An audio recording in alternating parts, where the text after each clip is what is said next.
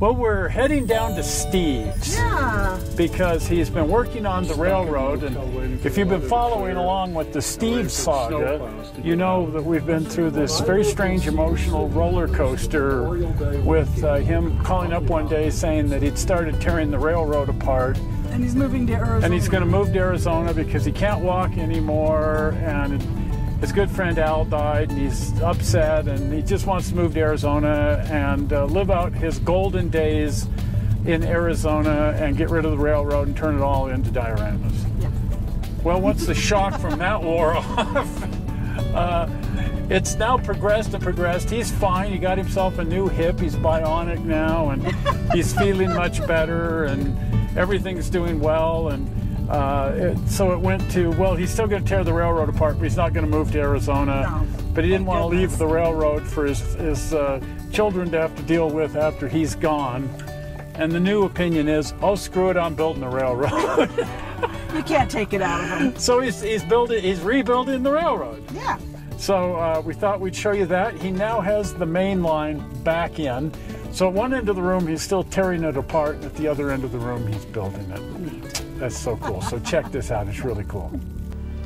Well, for anybody that's been following along on the channel, they know how much we have enjoyed over the years going down to Steve's house and playing trains. It's one of the first places I went when we were first together. Yeah, it's just, but every Sunday we'd be down there. Right. It's not like Steve doesn't have one of the great model railroads of all time. After building it for 40 years, he should have a pretty darn nice layout, and he does, or should we say he did? He did. Because everything you see here now is gone, unfortunately.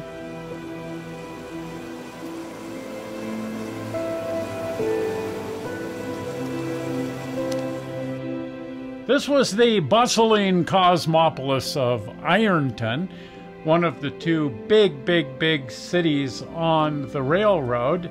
And it has this ON30 branch line that you see here that went up to the mines in the mountains. There's just so many amazing details. I love this boiler that he made. I couldn't believe how well he built it. You know, it's fantastic. Yeah, it's what? It's got all the boiler tubes in it, and a lot of these buildings have interiors. They do. I mean, look at that. It looks so real. Like so real. Very all real. of the furnishings, people, in this case, the machine shop, and even the underground mines were completely modeled. We've put quite a few shows up on this, so if you want to go back through the history of this railroad, it's all right there. This was the last little village that he built, the Village of Nowhere. on what's the lake? Lake Inferior. Lake Inferior, that's right.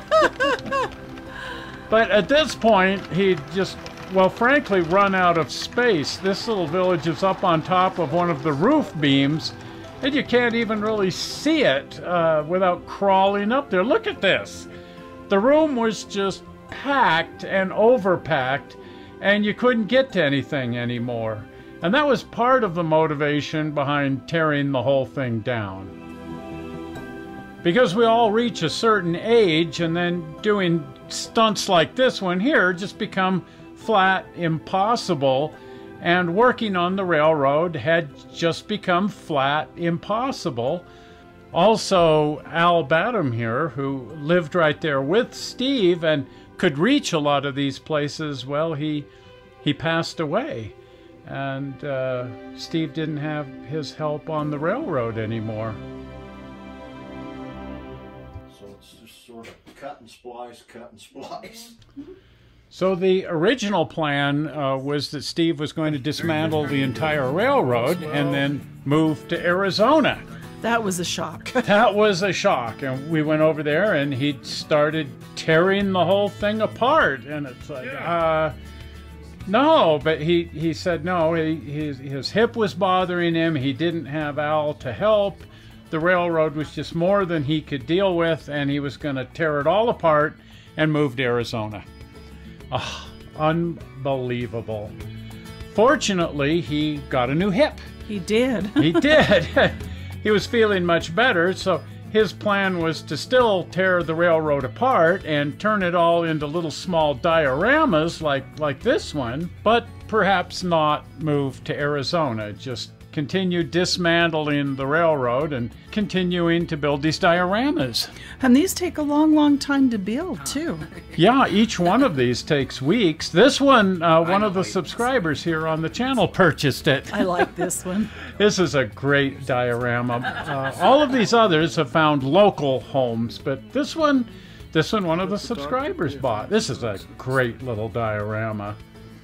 This one is one that he's building for us. Yes, and I'm totally intrigued with the detail. We've been following along. It's been taking months to get it together, but look at this. This is just amazing. This is High Street out of Ironton. I see that he's included Madame Woo's. What a story. This one's kind of fun. His daughter got this one. He gave this one to her, and she took it with her.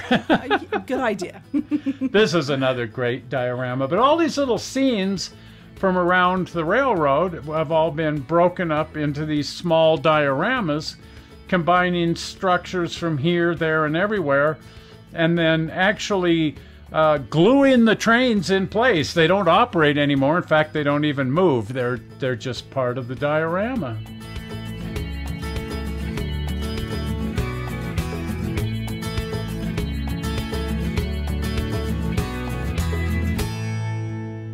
Well, with all of the construction, one of the things I noticed was that room began to open up. It's a big room. It is.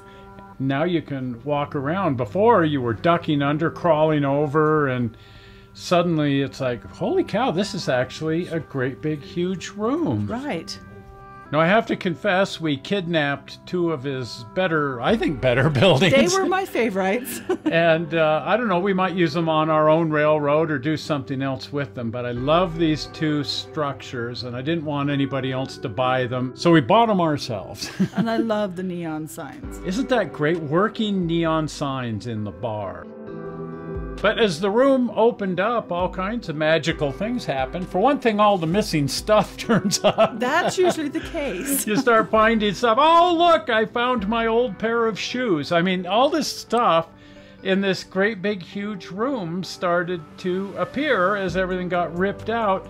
This turned up. This is the original track plan. Oh, my. And only Steve would do his original track plan in colored pencils this way. But look how beautifully he did that. Well, to me, that's art. It should be framed. You are absolutely right. We should suggest that to him. Because I don't know if he's got a plan. But, well, he has a plan. There it is. There it is. But one thing has changed. He's no longer selling these buildings. He's stockpiling them now. And he never did sell any of the broken plaster, of course. It's just lying around in great big chunks like this. And, well, I think the whole thing has become an inspiration to him. Between the chunks of plaster and the empty room, he's decided to build a new railroad. It's like a giant puzzle putting all that together. It is. But look at this. New railroad going together. Holy cow. I guess you just can't keep Steve down, can you? No way. He is following a couple of very rigid rules. Everything is going to be easy to get to. No climbing or ducking or crawling around anymore. Not at our age. No. Everything's going to be right at the edge of the layout where you can easily operate it, easily work on it. This is typical Steve. I'll tell you what, it looks darn good. In the process of tearing this layout apart, I've been saving all of the rock castings. I've kind of semi-discovered a way to recycle stuff. So I've recycled the profile board, I've recycled the benchwork, I'm recycling the track, I'm recycling the buildings, and now I've figured out how to recycle the rock castings and the scenery. So all of this rock casting stuff here was on the previous layout. And I built this new cardboard lattice, and I'm sticking pieces in, and then I'm using the Sculptamold to fill in the cracks, and blend it all back together. So I take the broken pieces, try to fit them together in a way that looks more or less proper, and then I'm using the Sculptamold mix to make the joints. And I dump a little bit of acrylic paint in with the Sculptamold, so I actually end up coloring the patchwork somewhat. This gives you a little idea here of how I've done this. The rock castings were made 30-odd years ago, and why throw them out if I can reuse them? And so far, it's turning out pretty good. I'm kind of pleased with it. So by recycling this track, you know, I don't have to spend hours and hours and hours hand laying new track. Now, because he took the track out in great big huge pieces, roadbed and all, he's piecing together his track plan by taking all these chunks of roadbed and track and figuring out how to piece that together into a working railroad so that he doesn't have to relay any track. Cool. Well, it's sad. I miss the old railroad. It was a beautiful, beautiful thing. But it's exciting that like the phoenix, it's all coming back to life again. That's true. Rising from sort of the ashes, maybe the dust. And the fact that it's a friendly track plan now. And you know, this is really a lesson for all of us. It sure is. Don't build a railroad that you can't work on. And that goes for young people too. Exactly. Keep it simple, keep it easy to work on. Don't overshoot your goal. That is just the new part, and it's so cool the way he's figured out a way to recycle. You know, and I asked him, I said, are you upset now that you sold so many of the buildings? And it's like, no. Well, why wouldn't you want to? He said, no, you know, he's looking forward to building new ones. Yeah, it's just fun. Of course. I mean, that's why you do it, is because it's fun to build stuff. So. Right. He's still planning to tear a lot of it apart and still planning to sell off buildings and dioramas and all kinds of stuff. But he's also sort of opened himself up now to the idea of incorporating more of Al's stuff. Right. And before it was like, no, Al's stuff should maybe go to his kids or something, you know. It's like, no, it's there and nobody's going to do anything with it. It's all going to end up going to the dumpster or something. Or passed around or something. So he's putting some of Al's buildings on the railroad, putting some of his rolling stock on the railroad and whatnot. And we've got a whole bunch of Al's buildings on what we call the accidental railroad. Yeah. And I've told him, I said, you know, the accidental railroad doesn't need all those buildings, and if there's anything there you want, let's talk, because you can have it, unless it's one or two of the buildings that I absolutely want to keep. So the accidental railroad is going to go forward. His railroad's going to go forward. We're going to reincorporate a whole bunch of Al's stuff, and we're going to find good homes for everything we don't want. Right. So it's all good. It's all going forward, and it's all wonderful. And Steve now has a main line. Neat. And pretty soon he's going to have power to it. I think he's been hesitating putting power to it because as soon as he does, the next week is going to be spent running trains. Of course. And then also finding glitches in the track and going, oh, I got to fix this, got to fix this, got to fix this. You got to stay busy. That's the thing. But you know, he's just having too much fun building the new part. So go for it. Stay busy. Do what's exciting. Do what's fun. Stay busy. That's right. And that's exactly what he's doing. That's wonderful. Well, if you haven't been over to the channel, pop on over to the channel. And if you're not a subscriber, do subscribe. Yes. Because we could sure use some more subscribers. It's always good to have subscribers, and it's good to get people watching the videos. Absolutely. So tell your friends, share this, go on Facebook or whatever, and post it and say, look at this fun movie. You should take a look at this, because these people are idiots. And that's right. I mean, we get called idiots all the time. We don't care. We don't mind. Whatever. When I was in high school, he said, look, he's an idiot. Thank you. ID 10T. ID 10T. Yeah, we're smart. We're nerds like that. You know, the class idiot is the one most likely to succeed. That's always been my position.